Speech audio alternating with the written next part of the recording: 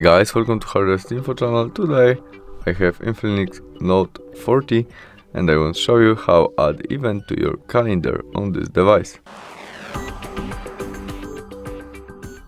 To do that, swipe up the screen and open calendar application.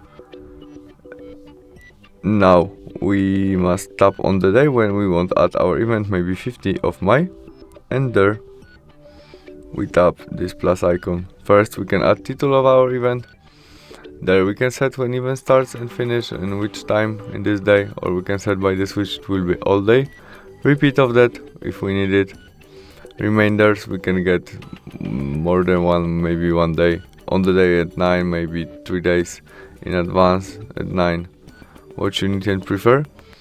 Alarms, because there we can get only notification, but we can set it will be all alerts to our notification.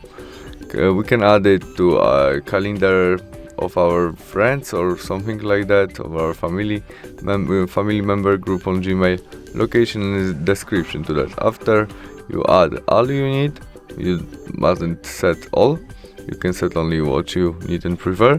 We press this icon and we have it in our calendar right now. Thanks for watching. Bye.